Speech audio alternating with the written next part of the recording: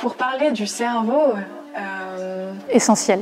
Neurone, un mot, neurone. Richesse. Fabuleux. Fascinant. Enfance, parce qu'il se passe beaucoup de choses à cette période-là. Le chef. Chef d'orchestre. Réseau. Multiple. Je dirais qu'il faut en prendre soin. complexité. C'est vraiment le mot que j'ai parce qu'en fait on pense savoir beaucoup de choses sur le cerveau et en même temps j'ai l'impression que plus on cherche, plus on découvre de nouvelles choses dont on ignore comment ça fonctionne et tout ça. Donc c'est vraiment très complexe. À Rennes, nous sommes à notre 9e édition.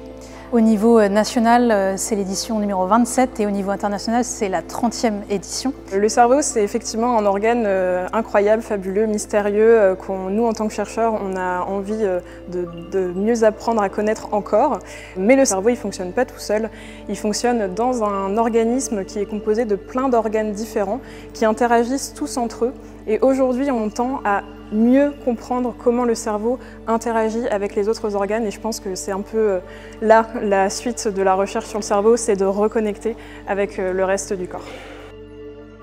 L'événement s'est super bien passé, il y a eu des interactions et c'était vraiment ce qu'on souhaitait, que les personnes qui veulent en savoir plus sur du coup, cette thématique qui est le microbiote, le cerveau, puissent poser leurs questions à leur échelle de connaissances. Je pense qu'en vrai c'est important parce que c'est les évolutions des dernières années et c'est le futur aussi.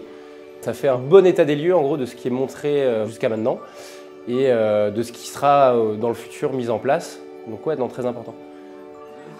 Ce soir, on est accueillis au Café des Champs Libres. Il y a toujours plein d'anecdotes qu'on lance à cette soirée et qui sont toujours un peu surprenantes. Donc, on a 100 milliards de neurones dans le corps, c'est autant d'étoiles que dans la galaxie. Les neurones peuvent être très très longs. On a des neurones qui peuvent dépasser le mètre.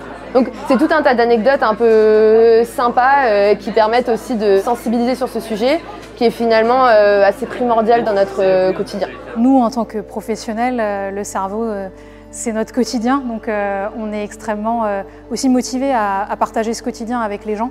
Et la recette du succès de la Semaine du cerveau, c'est l'engagement des chercheurs et des cliniciens autour de cet organe.